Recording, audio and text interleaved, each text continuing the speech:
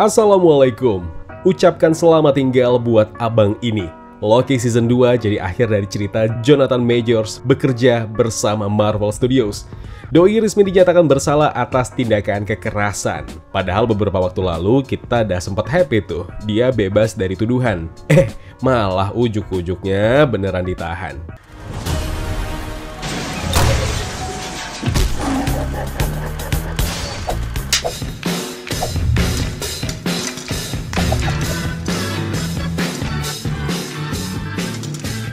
Disney dan Marvel Studios resmi memecat Jonathan Majors, dan dengan ini tidak ada lagi nama Jonathan Majors dalam proyek mendatang baik film ataupun serial MCU.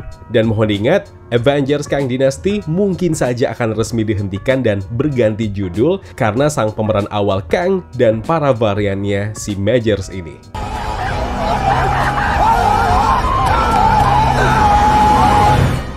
Nggak asik jadinya. Ya gimana, udah konsekuensi kan? Lo mau jadi artis, lo harus paham rules-nya. Kalian tahu nggak ada seorang artis Indonesia kontroversial berinisial NM? Doi benar-benar direm sama PH-nya untuk tidak bikin onar apapun karena ada kontrak kerja sebuah film yang mengharuskan dia bersikap wajar. Atau kalau niat ngulah, ya besar kemungkinan peran tadi dibatalkan dan penalti bisa saja terjadi tergantung kebijakan rumah produksinya.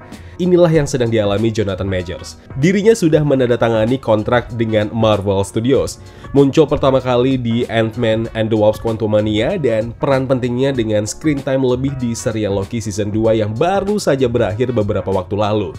Yang jadi pertanyaannya, kalau akhirnya Jonathan Majors dipecat, gimana dengan masa depan MCU? Tunggu, ini gimana apanya nih? Kalian mengkhawatirkan soal ini?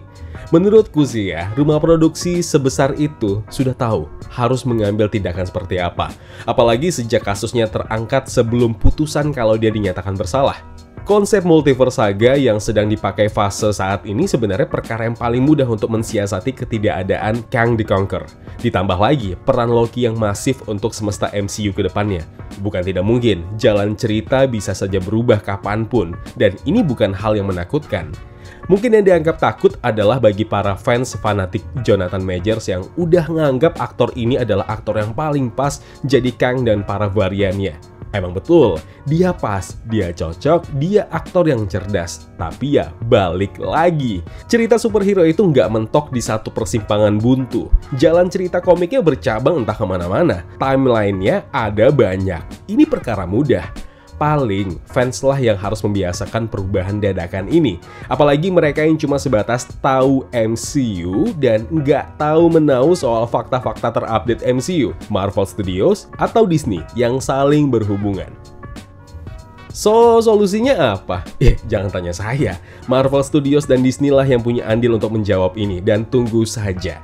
Avengers Kang Dynasty bisa saja masih dipertahankan. Varian Kang bisa saja dimunculkan dengan aktor baru dengan wajah yang berbeda. Ya kenapa tidak? Loki saja ada banyak variannya dan wajahnya nggak sama semua. Kenapa Kang nggak bisa? Bisa saja kan? Atau inilah yang jadi kesempatan emas buat Doom mengakhiri multiverse saga, menjadi the next mega villain setelah Thanos yang sukses mengakhiri karir beberapa tulang punggung MCU seperti RDJ, Chris Evans, sampai Scarlett Johansson. Jangan dipusingin lah, kisah fantasi superhero itu nggak akan hancur cuma gara-gara satu aktor dipecat. Semua akan ada solusinya. Kita tinggal tunggu aja.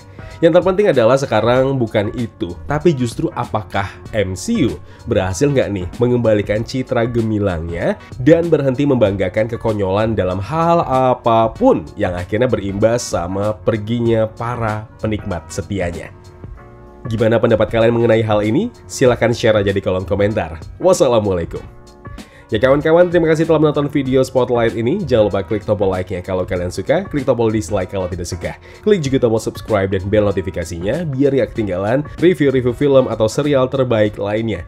Kalau gitu aku Zain pamit undur diri. Terima kasih, jaga kesehatan, tetap positif, dan jangan lupa bahagia.